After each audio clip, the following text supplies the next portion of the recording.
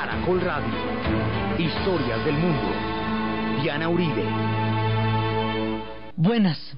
Les informamos a los oyentes de Caracol que quieran ponerse en contacto con los programas, llamar al 245-9706, 245-9706 o escribir a los emails de auribe@hotmail.com, de auribe@cable.net.com o la página web www.dianarayauribe.com. Hoy vamos a hablar del mundo del subsuelo y del mundo de la luz, del mundo de los enanos y del mundo de los elfos en los tiempos de los germanos y los vikingos.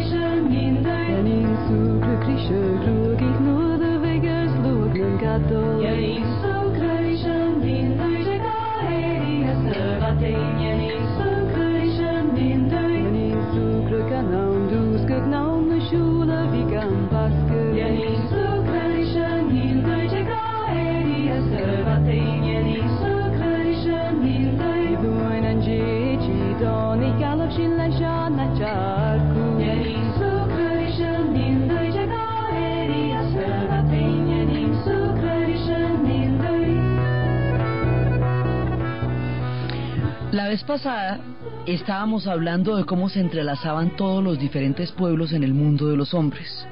Entonces resulta que nosotros estamos situados todo el tiempo que estamos hablando de los vikingos, todo el tiempo estamos situados sobre el gran árbol de Yggdrasil. En ese gran árbol de Yggdrasil coexisten 9 mundos paralelos. Esos 9 mundos paralelos que habíamos visto que están en el subsuelo, que están en el cielo, que están en la raíz, que están en el tronco, constituyen el universo del mundo de los vikingos. Es toda el espectro cósmico donde se maneja el mundo que habitaron los vikingos. Entonces, desde ese punto de vista nosotros estamos abordando distintos mundos en el relato que hemos venido haciendo sobre las sociedades, las cosmovisiones y el mundo de los vikingos. Cuando estamos contando las historias de los germanos, de los daneses, de los Nordson, de los noruegos, cuando estamos contando las historias de los suecos, estamos hablando del mundo de los hombres. Cuando estamos hablando de Odín y estamos hablando de Thor, que estábamos hablando la vez pasada, cuando estamos hablando de Loki, estamos contando el mundo de los dioses, o sea, el mundo de Asgard, que es donde están los dioses. También hemos hablado tangencialmente del mundo de los gigantes, que algún día van a entrar por el arco iris al mundo de los dioses, es su mayor temor. Entonces, ahí estamos hablando de esos mundos, pero hay mundos subterráneos.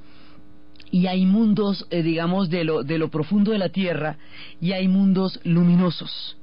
Entre los mundos de lo profundo de la tierra está el subsuelo, donde se encuentran los enanos.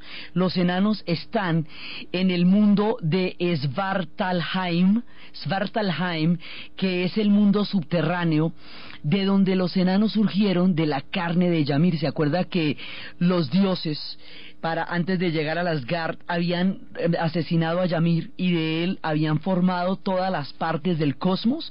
Bueno, pues de su carne se formó el mundo subterráneo. En el mundo subterráneo están los enanos. Entonces nosotros tenemos mundos subterráneos y mundos luminosos.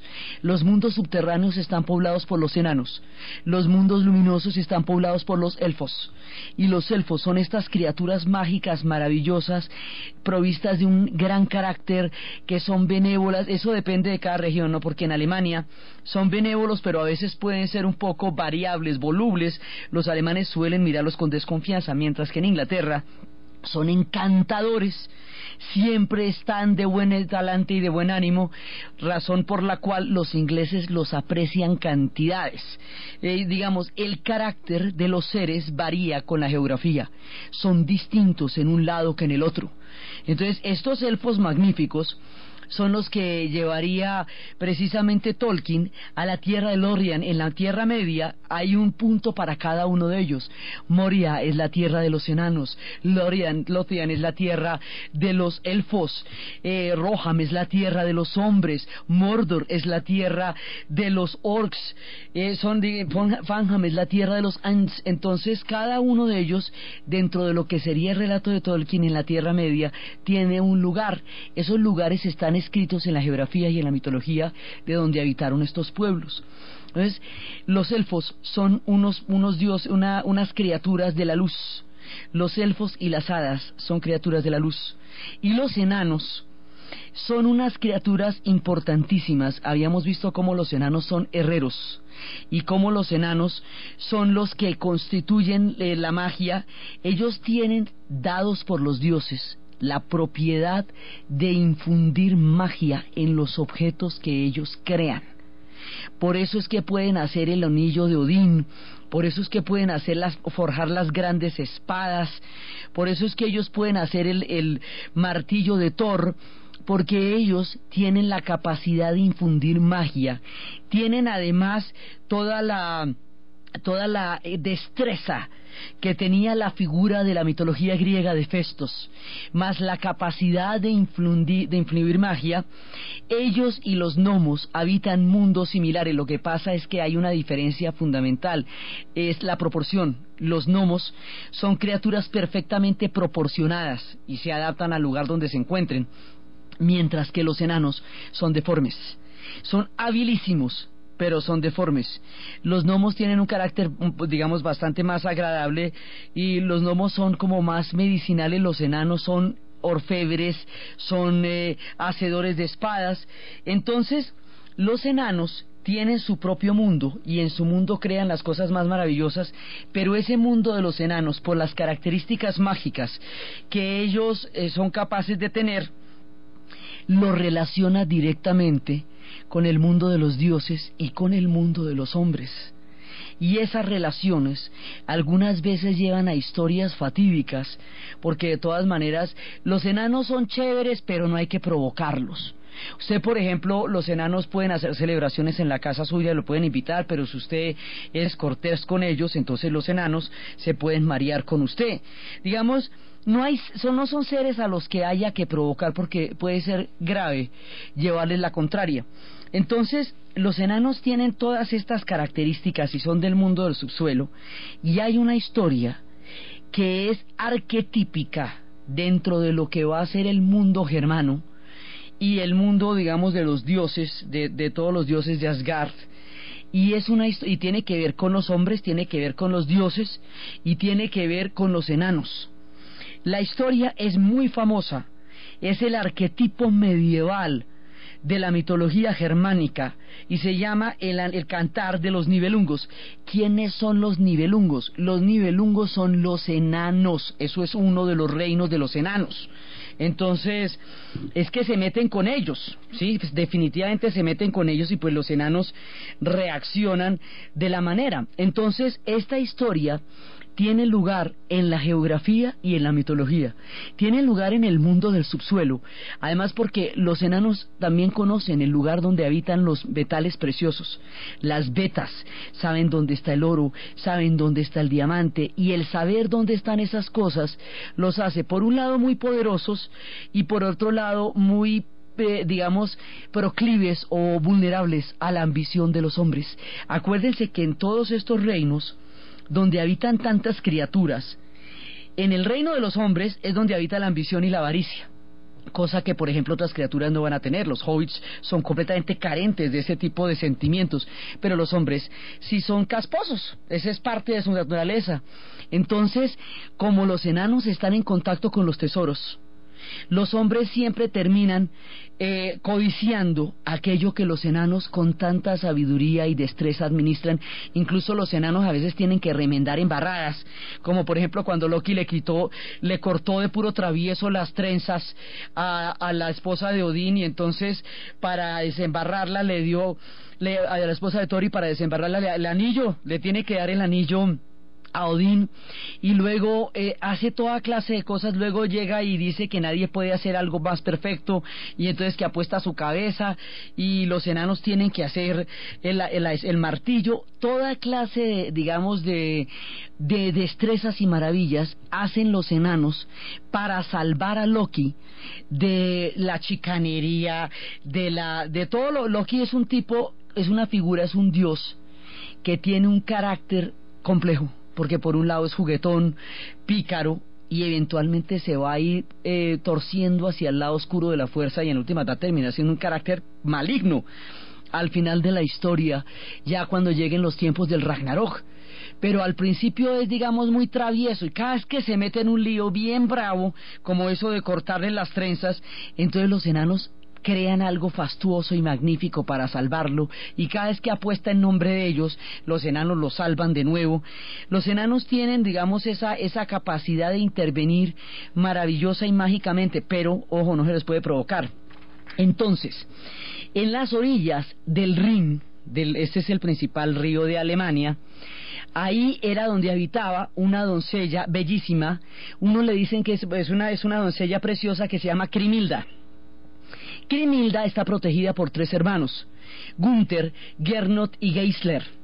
Ellos son unos señores muy poderosos que están asesorados por un tío de ellos que se llama Hagen, y ellos son los que tienen y garantizan la unidad del reino de los burgundios. Todas estas historias hacen a cómo se van formando los reinos del medioevo, que serían las futuras naciones. El reino de los burgundios es el reino que está custodiado por Hagen, y es donde habita la preciosa joven Crimilda. Entonces ella una vez sueña que un halcón, que es el halcón favorito de ella, muere entre las garras de 2 águilas. La madre Ute interpreta esa visión como una especie de presagio. Ella dice que, según eso, el futuro esposo de su hija va a morir violentamente en la flor de la vida. Entonces, en ese mismo tiempo, en Nederland es Holanda, y aquí nos aparece Holanda en nuestro relato porque esos también son pueblos germanos, inclusive su lengua está muy emparentada con el alemán. Entonces nos pueden aparecer más naciones, porque ya aquí hemos hablado de los suecos, de los noruegos, de los daneses, hemos hablado de los germanos, hemos hablado de los ingleses en todas sus acepciones, hemos hablado de los escoceses, hemos hablado de los irlandeses, todos troncos comunes que van emparentando con la manera como los vikingos se van relacionando con el mundo, y como los vikingos son a su vez descendientes de los mundos germánicos. Entonces ahora nos aparece Holanda en nuestro relato, que es parte también de todo esto, porque es la misma mitología. Son los pueblos germanos que, como habíamos visto, después se van a convertir en vikingos, y una vez convertidos en vikingos van a determinar la creación de tantas naciones, como hemos visto, por un lado Rusia y por el otro lado todas estas naciones de Europa. Entonces allá en Nederland es Holanda de los Países Bajos, allá habita el príncipe Siegfried, que es un joven y valeroso príncipe, que es el hijo del rey Sigmund y de su esposa Sirglinde, y él es armado caballero, como estamos en la época de la caballería también. Entonces, bueno, con todas las de la ley, con todas las virtudes, la investidura, eso, mejor dicho, con todos los juguetes lo arman caballero. Y a él llega la fama de la preciosa Crimilda, y el hombre se va a buscar a Crimilda por el camino que lo conduce a Worms. Entonces va a entrar al palacio, Sigfrido va a entrar al palacio donde está Gunther, que es el rey de los burgundios. Él viene del reino de Nederland y se va para el reino de los burgundios, que es el reino de Worms, en el Rin. Y allá es donde conoce a Gunther, el famoso rey de los burgundios. Gunther, cuando lo ve acompañado de 12 nobles, inmediatamente ya sabe quién es el valeroso caballero, porque está acompañado de una gran reputación. Entonces Siegfried tiene en su haber la posesión de la espada Balmung, después vamos a hablar por qué las espadas son tan importantes, y de la maravillosa capa Tardancapa, una capa mágica que hace invisible a quien lo porta. Estas capas invisibles van a estar presentes en todas partes. Hasta Harry Potter tenía una de esas, le dejan los papás para protegerse. En el famoso cuento de las 3 princesas que se iban a casar, ¿se acuerda que todas las noches el rey mataba al que descubriera el secreto de las princesas que iban a bailar con las zapatillas hasta que las destrozaban? ¿Se acuerdan que el hombre que es capaz de desposarlas es aquel que le han dado una capa invisible y es capaz de seguirlas por el bosque de plata, por el bosque de oro, por el bosque de cobre, ver cómo bailan hasta el amanecer, cómo destrozan las zapatillas y descifrar ante el rey por qué las zapatillas aparecen destrozadas todas las noches cuando al comenzar la noche el rey les ha dado unas zapatillas nuevas y el rey decide que mata a todo aquel que no sea capaz de dar con el misterio y da con el misterio por la capa invisible. Esta capa invisible es uno de los objetos que vamos a ver recurrentemente y esto es muy importante porque la relación entre los cuentos de hadas y las mitologías es el lugar de donde van a morar una vez que lleguen las eras cristianas y ya no tengan las fuerzas de las religiones, van a tener las fuerzas de los cuentos de hadas que también son unos grandes poderes. Entonces llega con su capa invisible, ¿sí? Y él se la va arrebatado a Alberic, que es un enano. Es que los duros son los enanos. Entonces Siegfried le ha arrebatado la capa a Alberic, que es el enano guardián de los tesoros. A él lo venció y lo convirtió en vasallo. Y Hagen le va contando a Gunther, porque Gunther pregunta más sobre la reputación de él, la forma como este héroe se hizo invulnerable. Entonces lo que hizo Sigfrido fue, después de que derrotó a Alberic y lo convirtió en vasallo, se bañó con toda la sangre del dragón, ¿sí? Del dragón que vigilaba los tesoros, pero tenía en la espalda una hoja de muérdago, y esa hoja de muérdago es la que hace que esa no la puede tocar nadie. O sea, no hace que ninguna vulnerabilidad la toque. Esa hoja es la que permite que solamente en ese pedacito de la espalda de Sigfrido no puedan penetrar las espadas. O sea, ahí solamente ese pedacito es vulnerable, en una analogía con el talón de Aquiles. ¿Se acuerda que Aquiles lo sumergen y queda invencible? Solamente el talón es vulnerable, pues aquí es solamente la espalda, ese pedacito donde estaba la hoja de muérdago. Entonces resulta que Sigfrido le ha arrebatado el tesoro a los Nibelungos. Y esto de arrebatarle el tesoro y el anillo, esto es una cosa muy importante, porque en el Cantar de los Nibelungos termina muriendo hasta el gato. Mejor dicho, Hamlet termina bien al lado del Cantar de los Nibelungos, porque ahí sí muere, mejor dicho, el productor, todo el mundo. Pero, digamos, esto es una tragedia absolutamente terrible, pero es que la tragedia tiene detrás una maldición, y esa maldición es haberse robado el anillo. El anillo de los Nibelungos. ¿Quiénes son los Nibelungos? El mundo de los enanos. Entonces, lo que pasa es que Siegfried les ha robado el anillo, y al robar el anillo, el tipo ha transgredido una cosa que no se puede transgredir.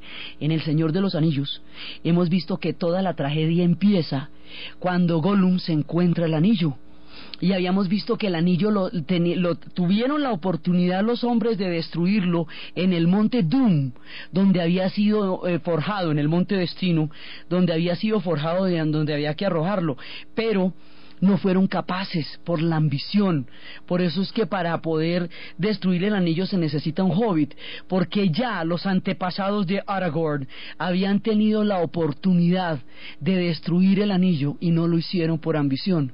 La misma ambición que impide la destrucción del anillo y deja sueltas las fuerzas del mal que consumen la voluntad y el alma de Gollum, y que van a ser posibles también toda la gesta del Señor de los Anillos, y que un hobbit sea el que lo tenga que destruir, eso mismo es también una fuerza que va a llevar a Sigfrido con ese anillo y el tesoro de los Nibelungos.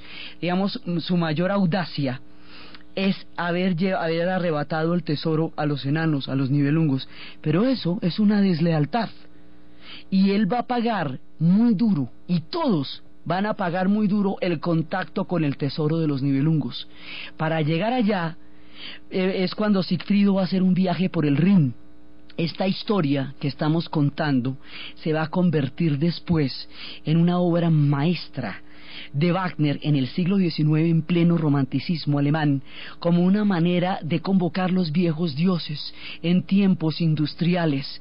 Entonces será tantas veces contada y tantas veces repetida porque Wagner le dio nueva vida. Entonces escucharemos ahora el paseo.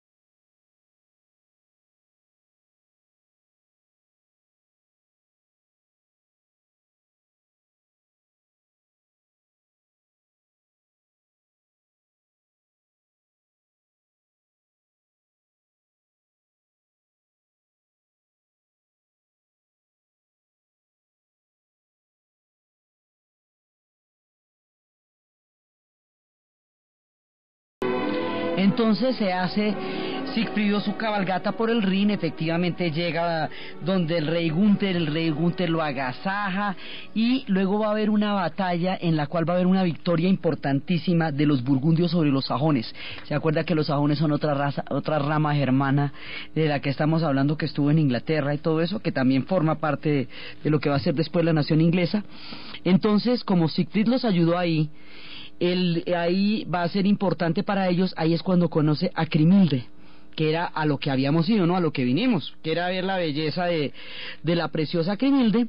La mira, y eso, acuérdese que en todas estas historias basta una mirada para que queden prendados sus corazones.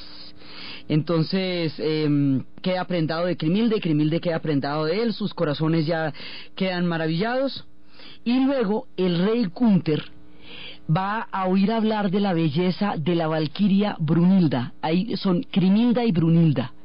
Crimilda es la que se va a casar con Sigfrido y la otra es Brunilda. Brunilda es una guerrera durísima, es una valquiria.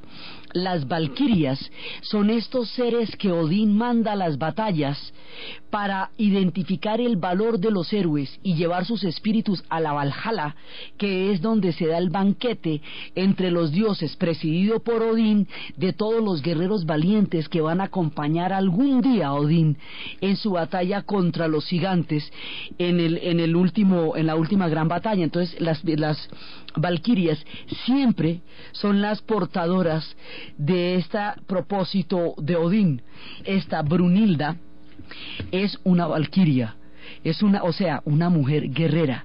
Entre los germanos y entre los vikingos hay mujeres guerreras, mujeres formidables de una fuerza impresionante, mujeres altísimas, rubias de unos ojos azules incandescentes, que se baten de igual a igual a duelo con los hombres y que representan un arquetipo sumamente fuerte, valeroso, pero sobre todo igualitario, porque se baten en el mismo plano que los guerreros. Esto no va a suceder en el mundo más adelante porque, como hemos visto, las mujeres van a asumir después roles cada vez más sumisos, cada vez más pasivos, hasta que queden convertidas en princesas desvalidas, que necesitan que los caballeros ayuden matando dragones. Esta es una mujer de raca mandaca, que no necesita que la ayude nadie. Más bien ahorita les cuento cuál es la condición para poder amar a una valquiria de esas, mientras escuchamos por Wagner la cabalgata de las valquirias.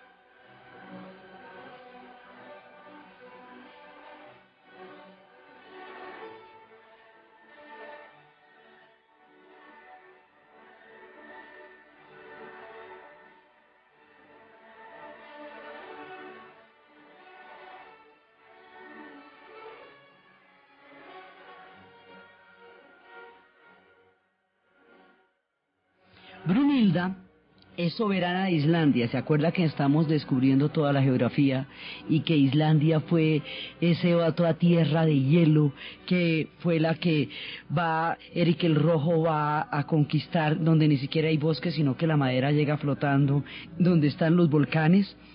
De allá, de Islandia, es la valquiria Brunhilde. Entonces la Brunhilda ella tiene toda una reputación.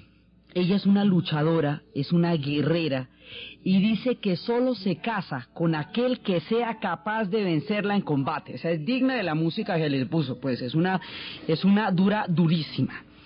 Y entonces eso hace que el rey Gunther, cuando la vio, queda totalmente enamorado de ella, como pasa en todos estos cuentos de una. Pero para poder salir victorioso de semejante combate, él no puede solito. Entonces arma una llavería con Sigfrido, que es un duro, y le dice que lo ayude a salir victorioso de la batalla. Lo ayuda a salir victorioso con la condición de que le dé la mano de Crimilda, que es la que le gusta a él. Así hacen un pacto, o mejor dicho, una llavería. Entonces Gunther logra vencer a la gran valquiria Brunhilda, pero con trampita, porque es con el refuerzo de Sigfrido, quien se está vistiendo con su capa mágica, que ya hemos visto de toda la trayectoria de la capa mágica. Entonces, bueno, perfecto, cada cual queda con lo suyo. Crimilda y Sigfrido se devuelven a Worms. Brunhilda se viene a celebrar sus bodas con Gunther, y después de las festividades y todo eso, entonces los esposos se van para sus aposentos de luna de miel. Sin embargo, a Brunhilda hay algo que no le suena. Ella nota, digamos, como esa llavería que hay entre Gunther y Sigfrido, y por si las moscas no se acuesta la noche de bodas con Gunther. Entonces Gunther, imagínese, después de toda la vuelta, entonces trata de forzarla, pero ella lo vence pues, de lejos. Entonces a la mañana siguiente va y le cuenta a Sigfrido, y a ver qué hacemos otra vez. Entonces otra vez vuelven a hacer el mismo truco, y haciéndose el invisible con la capa, Sigfrido la vence en combate, haciéndole creer que es Gunther el que la ha vencido. Entonces ella ahí sí se entrega a Gunther porque ya la venció en combate, y sí le cree. Pero Sigfrido, por la ambición de los hombres, acuérdese que en todos estos reinos los hombres siempre tienen un problema, es que son terriblemente ambiciosos. Desde las tierras de los anillos hasta aquí, desde el Señor de los Anillos hasta acá. Entonces Sigfrido, cuando va saliendo, ve sobre el cuarto de ella un anillo rojo y un cinturón, el cinturón de Brunhilda, y le parece tan bello, tan bello, tan bello, que le ocurre la brillante idea de robárselo, que para regalárselo a Crimilda. ¿Cómo le parece la idea? Entonces, bueno, más adelante Sigfrido y Crimilda viajan a Nederland, y allí tienen su reino y plenitud de amor, dicha y felicidad. Un día de estos les hacen una invitación a Worms y regresan. Cuando están en Worms, Crimilda y Brunhilda miran y ahí mismo se echan rayo, pero de una, esos se cayeron re mal. Entonces Crimilda acusa a Brunhilda de haberse acostado con Sigfrido, y como prueba de eso, ella tiene el anillo y el cinturón que Sigfrido le había quitado para regalárselo a ella. Entonces Gunther lo interroga, pero mejor dicho, ahí él logra alegar su inocencia, pero no puede probarla finalmente. Entonces Brunhilda no le come carreta, se siente ultrajada, y Hagen, que es un personaje sombrío, ve en la disputa entre estas dos mujeres y en el lío en el que se metió Sigfrido la oportunidad para apoderarse del tesoro de los Nibelungos. Entonces lo que hace es dar rienda suelta a la cizaña y a la venganza, para que todos se agarren con todos y él se quede con el tesoro. Entonces, ahí en ese momento, cuando el tipo se da cuenta que están dadas las condiciones para un complot, se entera por medio de Crimilda que Sigfrido tiene un punto débil, que era el de la hoja del muérdago que habíamos dicho, y a traición le asesta un golpe allí, en el punto débil, y lo mata sin ningún honor, lo mata por la ambición del tesoro de los Nibelungos. Lo mata simplemente por ambición. Y ahí es cuando muere trágicamente el héroe, según el sueño que había tenido Crimilda, que Ute, su madre, le había interpretado, y era que su esposo iba a morir en la flor de la vida de una manera violenta. La marcha fúnebre, después de ese asesinato por traición, es la que compone Wagner en todo el conjunto de la manera como musicaliza la historia del Anillo de los Nibelungos.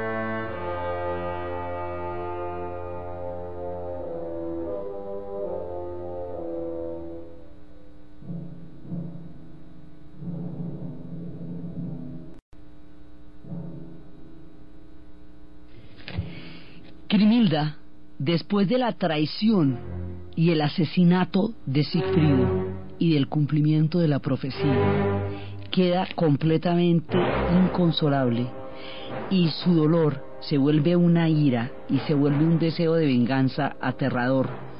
Y tiempo después, además, cuando se entera que Hagen se ha apoderado del tesoro de los Nibelungos y que lo ha escondido a orillas del Rin, y que de eso se trataba todo, y que lo que hizo fue utilizar la situación para apoderarse del tesoro y la información que ella le dio para matar a Sigfrido, entonces ella se vuelve loca de la rabia y decide vengar la muerte de Sigfrido. Entonces 13 años más tarde ella se va a casar con Atila Etzel, que es el rey de los hunos. Invita a los hermanos y al tío Hagen al banquete, y cuando llega al palacio ella desata una pelea entre los hunos, entre Atila, el rey de los hunos, que por esos días andaban asolando Europa, y los soldados de los hermanos, con la seguridad de que se van a matar todos, cosa que efectivamente pasa, se matan todos, ahí se arma un lío muy grande. Solamente salen Gunther Hagen y el músico Volker, salen vivos de ahí.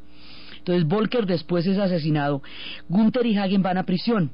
Crimilda va a interrogar a Hagen para preguntarle dónde tiene el tesoro de los Nibelungos. Este tipo no le dice nada, dice que él tiene juramentos sagrados, que por eso no le puede decir dónde están ni nada.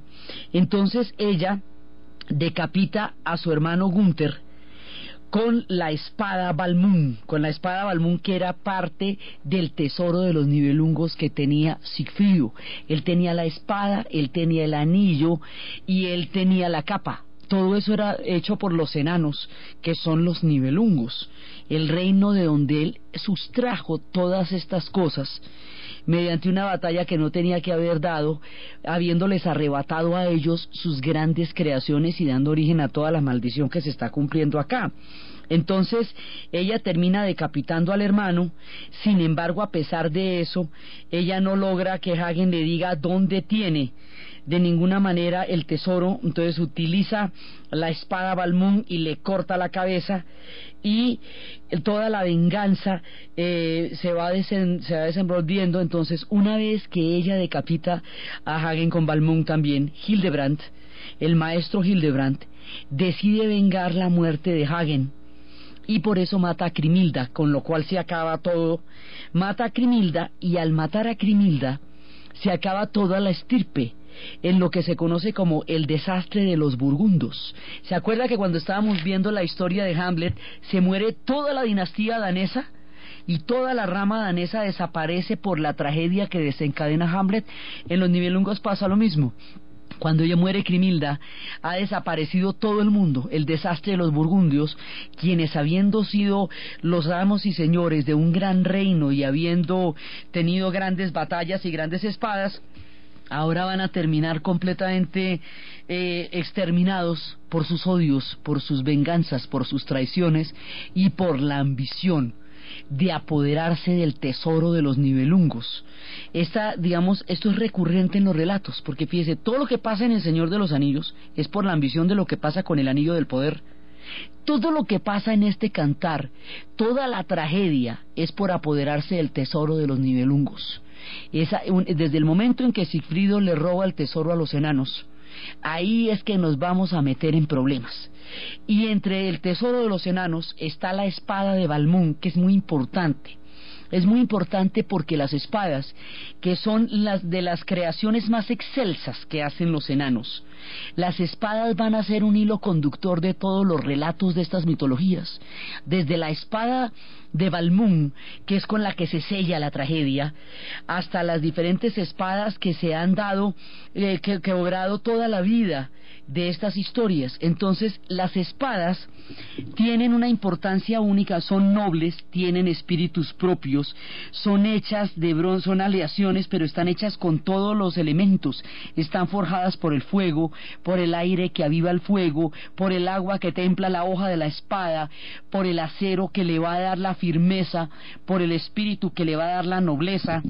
Esas espadas, cuya destreza poseen los enanos, son las espadas que van a marcar el heroísmo y que van a marcar muchas veces la constitución misma de una tierra.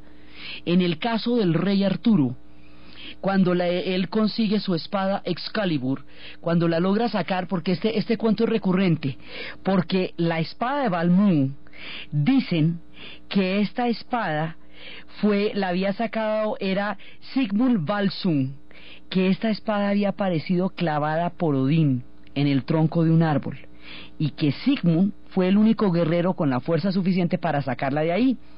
Sigmund blandió esta espada hasta que Odín decidió que debía morir, y entonces hizo que el arma se partiera en dos. Pero el hijo de Sigmund, Sigfrido, nuestro héroe, hizo que el herrero Mime reparara la espada y la esgrimió en muchísimas aventuras, incluyendo la muerte del dragón Fafnir, y finalmente esta espada es la que termina descapitando a Hagen. Entonces estas historias se van repitiendo de una u otra mitología, porque en el caso de Arturo, la espada está clavada sobre el yunque. Merlín, después de haber cedido a las pasiones terribles de Uther, y después de haber convertido al rey Uther temporalmente en el esposo de Igraine, de la reina Igraine, mediante un encantamiento y mediante un engaño, lo lleva al lecho de Igraine, que era toda su obsesión, y él le dice que el hijo de esa unión va a ser suyo. Cuando nace Arturo, en ese momento él va por el niño, pero cuando él ve que Uther es un hombre incapaz de mantener la grandeza del poder porque sus pasiones son superiores, le quita la espada y la clava en el yunque. Cuando nace Arturo, Merlín va por el niño y sabe que es Arturo el que va a poder sacar esa espada. Cuando Arturo saca la espada del yunque, se completa el arquetipo más importante de los ingleses: un rey, una espada y una tierra. Cuando estos tres elementos se juntan, existe Inglaterra. Si alguno de estos elementos está ausente, Inglaterra está en desgracia. Este es el arquetipo de los ingleses, y Arturo lo representa, y Excalibur es el garante de este pacto entre la tierra, el rey y la espada.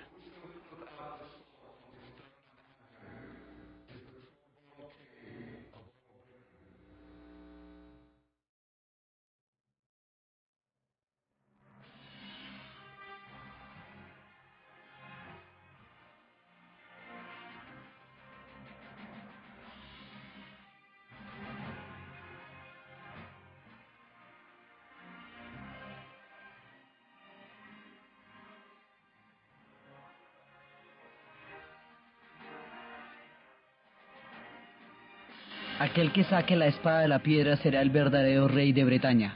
Es como reza la leyenda cuando Arturo la saca. Entonces, estas espadas implican unos niveles de honor y de rectitud que son un verdadero compromiso. Entonces hay una ocasión en la que Arturo primero quería vencerlos a todos y los vencía, pero se le aparece el caballero Lancelot, y el caballero Lancelot es el único que lo vence a él, que logra derrotarlo. Arturo, presa de un orgullo momentáneo, de una soberbia y de una arrogancia, parte la espada para tratar de derrotar a Lancelot, y cuando la parte después invoca la magia de la espada de Excalibur para que se restituya y de esa manera pueda derrotarlo, y la espada se restituye y lo derrota, pero esto es un acto de orgullo.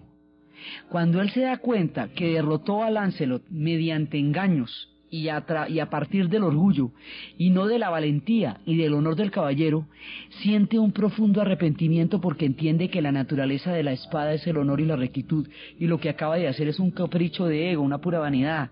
Entonces se da cuenta que la embarró con la espada y con el honor, se arrepiente profundamente, hace honor a su estirpe de caballero y a la espada misma, y este acto de comprensión del error que había cometido, este acto de arrepentimiento por entender la naturaleza y el compromiso del rey con la espada, le hace posible el perdón de la Dama del Lago.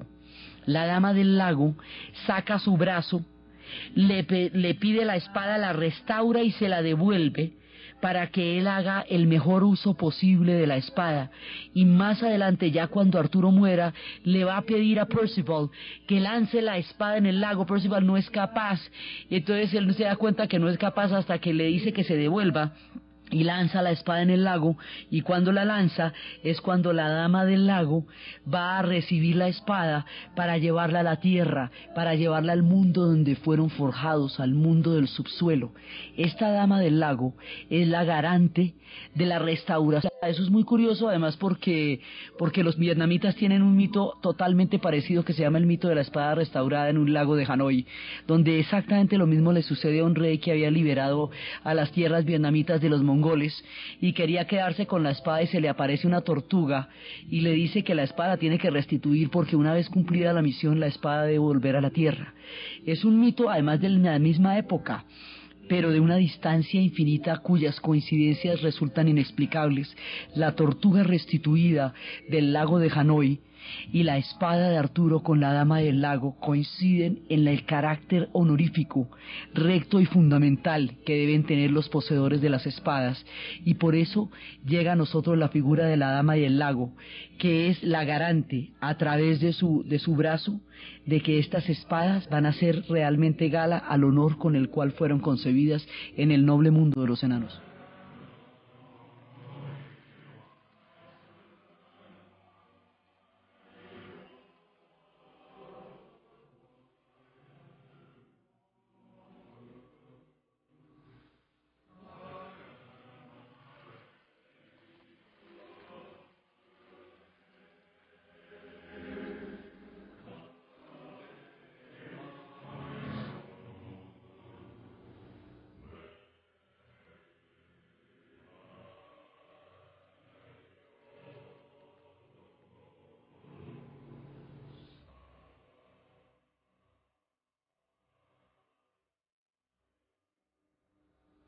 Esta es la Dama del Lago que reclama la espada y le dice: yo soy la Dama del Lago y yo reclamo la espada y la llevo donde debe pertenecer, donde debe estar. Esto nos lo cuenta Rick Wakeman en su trabajo de Arturo y los Caballeros de la Mesa Redonda, las historias del rey Arturo y los Caballeros de la Mesa Redonda. Estos son temas que va a retomar mucho más adelante también el rock, y eso es el trabajo que va a hacer Rick Wakeman, uno de los rockeros cultores de los mundos mitológicos ingleses. Entonces resulta que esto que hemos visto todos son las criaturas del subsuelo, del submundo, del mundo subterráneo, pero hay otros mundos. Hay otros mundos que son los mundos de la luz, y en los mundos de la luz es donde habitan las hadas y los elfos. Estos son personajes absolutamente importantes, porque las hadas van a dar toda una estructura a estos mundos, y ellas son las que van a dar, digamos, la característica del lugar definitivo donde estos mundos van a quedar una vez se cristianice Europa. Estos mundos se van a conocer como los cuentos de hadas. Resulta que las hadas se les conoce como los pequeños pueblos, se les conoce como los seres verdes. Hay muchas maneras de referirse a ellas, y ellas pertenecen a una comunidad internacional de seres inmortales que supuestamente son originarios de Italia. Se le llamaba Fatae. Entonces, cuando los romanos se van extendiendo por Europa y van conquistando Europa, ellas siguen con los romanos, ellas van a llegar a Inglaterra en los mascarones de pruebas de los romanos. Entonces la palabra romana se vuelve Fatae. Luego los romanos van a llegar a Francia, a la Galia, y allá el nombre se va a volver Fi. Cuando los romanos invaden Inglaterra, esta Fi se va britanizando, y en los siglos venideros los ingleses los británicos le van a dar a esta palabra la connotación de fey, y los campesinos ingleses terminaron transformando la palabra en la palabra fairy tales. Fairy es como se dice en inglés el reino de las hadas, los cuentos de hadas. Entonces, los fairy tales, que son los cuentos de hadas, que vienen de esta antigua palabra, van a ser, en últimas, el lugar donde van a quedar todos estos mundos. Van a quedar en la literatura, en el inconsciente colectivo, en los cuentos de hadas. Entonces las hadas se querían establecer en Grecia, pero no pudieron porque las ninfas se las montaban. Las ninfas eran terribles con las hadas. Entonces ellas, detrás de los romanos, pues las hadas detrás de los romanos van a llegar a todas partes, porque el imperio romano fue inmenso. Entonces van a llegar al Medio Oriente, y por ese lado van a ir a un poco de lugares del Asia. Van a llegar a todas partes, van a llegar a Inglaterra cuando los romanos, embestidas, agazapadas detrás de los mascarones de proa, van a llegar a Inglaterra y van a desembarcar allá, creando todo un mundo. Y luego, mucho tiempo más adelante, cuando los europeos lleguen a Norteamérica, cuando esos ingleses lleguen a Norteamérica, a Australia y a otras partes del Nuevo Mundo, las hadas van a llegar con ellos. Entonces van a llegar a Estados Unidos y van a llegar a Australia y a Canadá. Otros se van a quedar viviendo en Inglaterra y se van a quedar viviendo en Irlanda, en todas partes menos en Cornwall. Porque en Cornwall es donde, ni en Devon ni en Somerset, porque allí tuvieron una disputa terrible con los Pixies, y entonces pues después de esa disputa no pudieron volver allá. Todo esto sucede, la disputa de las hadas con los Pixies sucede, que son otras criaturas de allá, sucede durante el reinado del rey Arturo, que es cuando muchas de las criaturas mágicas van a habitar. Es un punto de florecimiento para el mundo de la luz, el reinado del rey Arturo, porque ahí es cuando van a llegar todas. Entonces van a llegar las hadas, y las hadas tienen buen carácter, tienen la belleza, la tranquilidad. Cuando un bebé va a nacer, las hadas le van dando todos los dones, que sea noble, que sea buena, que sea dulce. Pero si alguna de las personas de la familia, durante la presencia del bautizo, tiene mala actitud hacia las hadas, alguien de la familia es aburridor con las hadas también se pueden vengar y sencillamente lo vuelven calvo o lo vuelven sordo, se la montan de alguna manera. Todos estos seres mágicos, digamos, son maravillosos, pero no hay que contrariarlos. Entonces las hadas van formando todo un mundo, y las hadas y los elfos están en el mismo mundo. Las hadas poseen el glamour, y el glamour es una característica de una belleza y de un encantamiento tan poderoso que cuando un hombre ve a una hada queda absolutamente prendado de ella y pasa el resto de la vida buscándola. Entonces por eso las hadas procuran no hacerse visibles, porque pues es un camello teniendo un tipo ahí todo obsesionado detrás de una hada que no va a volver a ver. Lo mismo puede suceder con las mujeres de los elfos, que tienen unas bellezas pristinas y maravillosas. Entonces las hadas con su glamour, que es todo, es el encantamiento en el sentido de, o sea, la palabra glamour es la manera como la gestualidad de las hadas, es su brillo, su belleza, su manera de moverse, su manera de manejar el espíritu de lo femenino. Esas criaturas de luz que son las hadas poseen el glamour, y ellas comparten, ellas son importantísimas, y además tienen quien les haga los zapatos. Ellas tienen unos zapateros propios que son los leprechauns, son los zapateros de las hadas. No van a pensar que ellas se van poniendo cualquier calzado de cualquier forma. Y ellas conviven con los elfos, que son estas figuras también maravillosas y míticas de un excelente carácter. Estos mundos de las hadas y de los elfos, que del mundo de los elfos hablaremos en detalle, porque ese es un mundo importantísimo.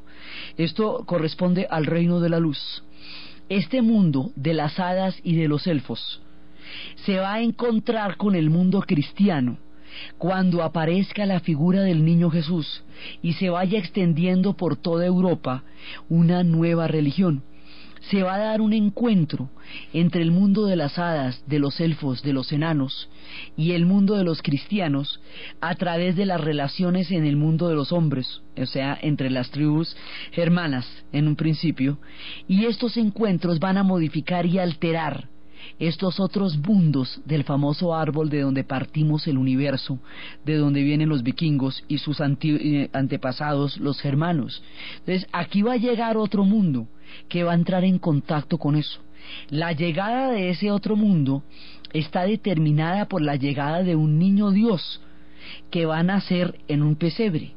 Ese encuentro entre el mundo de las hadas y de los elfos, entre los árboles, entre los 9 mundos paralelos de Yggdrasil, ese mundo entre los germanos y los pueblos europeos que se van encontrando con todos estos dioses, es lo que vamos a ver en el siguiente programa.